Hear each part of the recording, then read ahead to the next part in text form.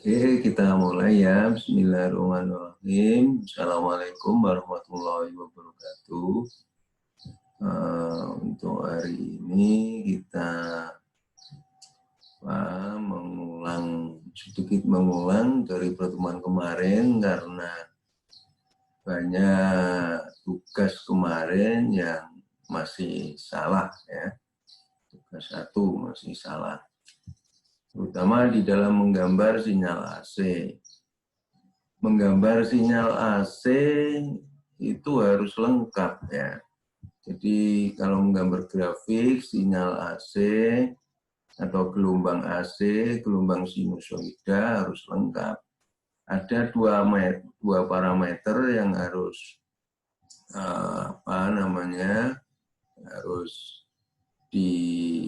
harus jelas ini, mana itu sumbu X dan sumbu Z.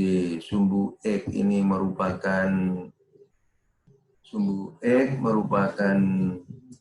kecepatan sudut ya, bisa dalam bentuk radian atau dalam sudut ini 0 sampai 360 atau 0 sampai 2pi. Jadi ibarat generator satu putaran adalah 360 derajat. Jadi satu gelombang adalah satu putaran. Nah, untuk sumbu Z ini adalah magnitudo atau amplitudo, terserah berapa volt, ini ya bisa volt, bisa kilovolt, bisa milivolt, tergantung apa yang diukur ya, sinyal yang diukur. Jadi sumbu X-nya 0 sampai 360, sumbu C-nya ini magnitudo, bisa juga sumbu X dalam bentuk pi, ini 0, setengah pi, pi 3/2pi, dan ini 2pi. Jadi misalkan ini tegangan V1, yang biru ini tegangan V1, ini magnitudnya adalah 5, sedangkan V2 magnitudnya 10, ini berarti 2 kalinya besarnya. Sedangkan V1 fasanya 0 ya, pergeseran 0. Jadi ini mulai dari 0, tidak bergeser. Mulai dari 0, puncaknya 90 atau setengah pi, kemudian ini melewati sumbu X lagi ya. Ini pada titik 180 atau pi, kemudian puncak P minimum ya, puncak maksimum yang negatif 270 atau 3/2pi ya, kemudian 0 lagi 360 atau 2pi. Sedangkan V2 puncaknya 10, kemudian pergeseran fasanya plus 45.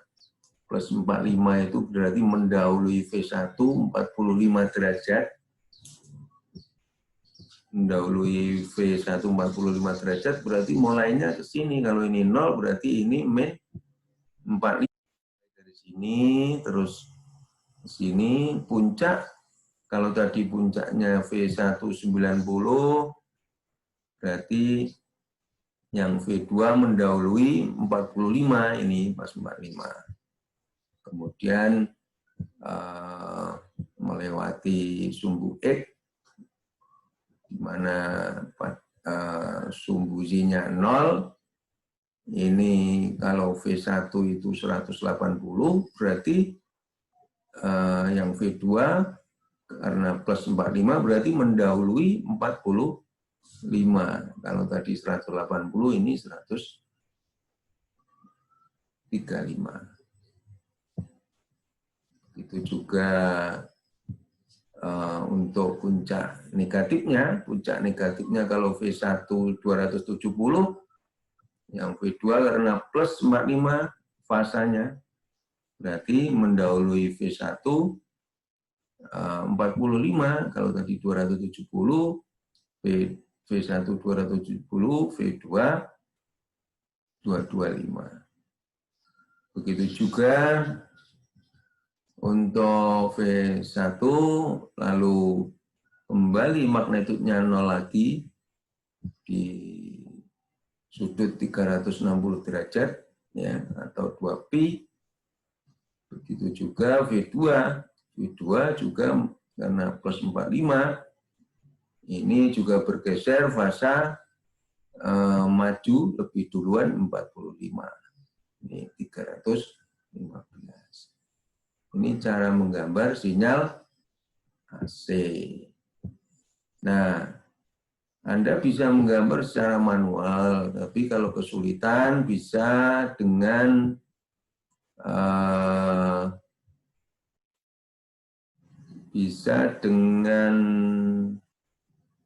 apa namanya, Excel. Bisa dengan Excel. Sebentar ya, carikan Excelnya mana ini. Oh, belum di ini. Bentar. Excel.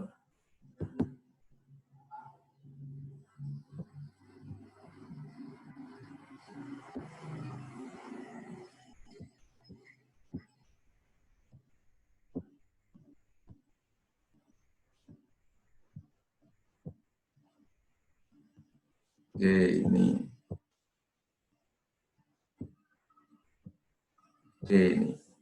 Jadi Anda bisa menggambar dengan Excel, caranya adalah ini adalah sumbu X. Sumbu X Anda buat 0 sampai 360 ya. 360 bisa stepnya bisa 55 atau 11. Kalau 0, 1, 2 stepnya 1, ini lebih halus gambarnya.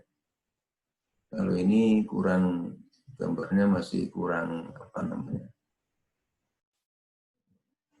halus karena stepnya 55 ini.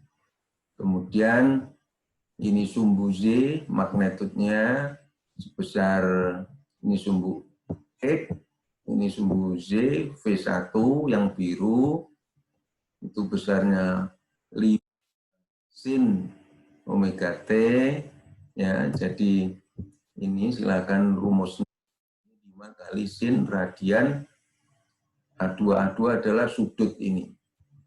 Sudut di kolom A ini. Ya, jadi 0,5 sampai 360. Misalnya ini belum ada ya. Silakan rumus dulu di sini. Rumusnya ini ya.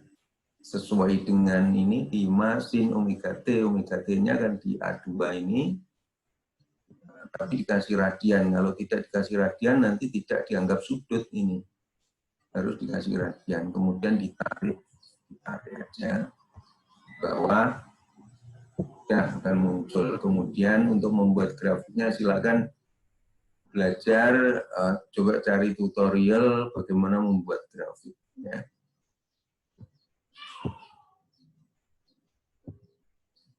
Cara membuat grafik ya sama seperti grafik yang lain, yang penting ini sumbu X, sumbu Z untuk V1, ini sumbu Z untuk V2, rumusnya adalah ini. 10 kali sin kali itu kan bintang ya, sin sudutnya ini plus 45 karena untuk V2 adalah 10 sin omega T plus 45. Jadi kalau plus 45 ini ditambahi ini sumbu X ditambah 45. Kemudian sama seperti tadi, terus ini digeser ke bawah. Supaya ini kan sudutnya beda-beda, sehingga tiap titik ini akan muncul di sini. Seperti itu. Tinggal menggambar grafiknya. Ya. Grafiknya seperti ini. Ini biru V1, V2 yang ungu, ya, yang ungu ini. Jadi pergeserannya plus 45, mendahului 45 daripada V1. Oke, kembali ke tadi.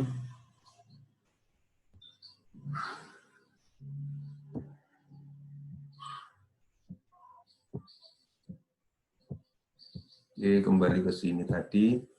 Selain untuk menggambar sinyal suatu tekanan V1, V2 dalam bentuk persamaan sinusoida, bisa digambar sinyalnya seperti ini, juga bisa direpresentasikan ke dalam bentuk vektor atau pasor. Ya. Nah, ini kompas vektornya. Kalau arahnya ke sana adalah sudutnya 0, ke atas 90, ke samping 180, ke bawah 270, atau min 90 sini. Kalau plus 45 ke sana, min 45 ke sini. Jadi menggambar vektornya atau pasornya, ini persamaan sinusnya seperti ini, ya. Kemudian bentuk sinyalnya seperti ini, pasornya adalah karena magnitudenya 1, berarti gambarnya sekian, ini V2 adalah magnitudnya 2, pasornya 2 kalinya, panjangnya 2 kalinya, gambarnya 2 juga ini 2 kalinya, tingginya ya. Kalau ini karena magnitudnya 3, ya. Ini panjangnya 3 kalinya V1 ini sinyalnya tingginya juga 3 kalinya. Kemudian kalau pergeseran fasa, misalkan ini ada beberapa sinyal, magnitudnya sama-sama 1, amplitudonya sama-sama 1 semua, sedangkan ada pergeseran fasa di mana untuk contoh 1, A dan B satu fasa ini. Sedangkan contoh 2, ini B plus VA plus 90 kalau dibandingkan dengan B. B 0, VA 90 berarti B-nya ini 0, A-nya 90 ke sana. Sedangkan panjangnya sama karena magnitudnya sama. Kalau ini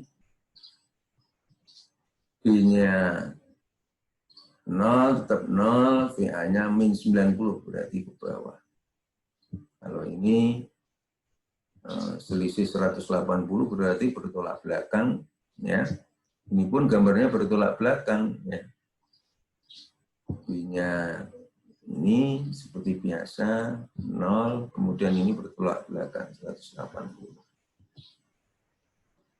Oke, selain dalam bentuk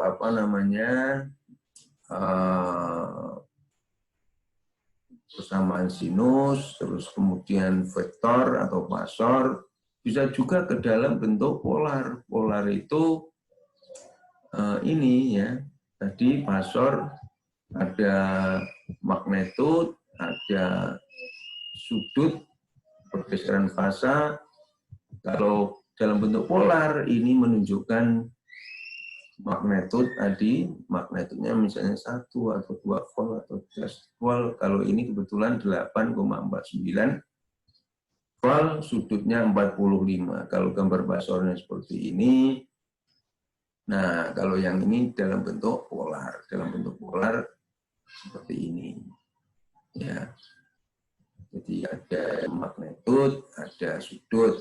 Nah, ini juga bisa diubah ke dalam bentuk rektanguler, ada komponen real, komponen imajiner. Nah, ini untuk merubah ke rektanguler.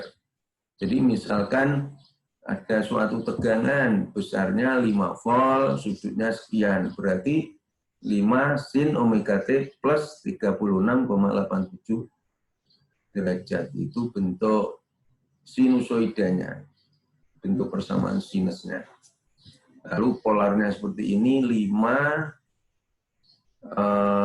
sudutnya 36, ini bisa dirubah ke dalam bentuk rektanguler, yaitu ini magnetudnya. Untuk mencari real komponen realnya, jadi 5 kali cos 36,87 derajat sama dengan 4. Berarti komponen realnya 4. Komponen imajinernya adalah 5 sin 36,87 derajat. Sehingga kalau ditulis dalam bentuk rektanguler itu ini. Jadi ini komponen real, ini komponen imajiner. Ini dalam bentuk polar, dalam bentuk imajiner. Dalam bentuk rektanguler. Jadi ada komponen real, ada komponen imajiner. Begitu juga kalau dalam bentuk, misalkan ada suatu tegangan besarnya 4 plus J3. Ini bisa dirubah ke dalam bentuk polar juga, ya. Untuk merubah ke dalam bentuk polar, maka harus dicari magnetud dari tegangan ini, ya. Jadi magnetudnya adalah 4 kuadrat tambah 3 kuadrat. Jadi ini komponen real, komponen imajiner. Dicari magnetudnya, caranya seperti ini, seperti rumus Pythagoras. Menghasilkan 5. Ya. Untuk mencari sudutnya adalah arkes tangan dari 3/4. 3 adalah komponen imajiner, 4 adalah komponen real. Ketemu ini. Sehingga kalau digambar, Anda bisa menggambar suatu tegangan, bisa dengan dalam bentuk sinus, bisa juga persamaan sinusoida selain gambar gelombang sinus, juga dalam bentuk rektanguler seperti ini. Dari rektanguler bisa digambar pasornya, misalnya tahu komponen realnya 4, komponen imajinernya J3, berarti gambarnya seperti ini. Plus J3 seperti ini, kalau min J3 ke bawah. Ya. Plus 4 gini, kalau min 4 ke sana. Di 4 plus J3 seperti ini. Maka tegangannya berarti ini, pasti panjangnya 5. Kalau gambarnya benar, ini 4 cm misalnya, ini 3 cm, pasti ini ditarik, ini pasti 5 cm, sudutnya 36,87 derajat. Ya. Misalnya ada tegangan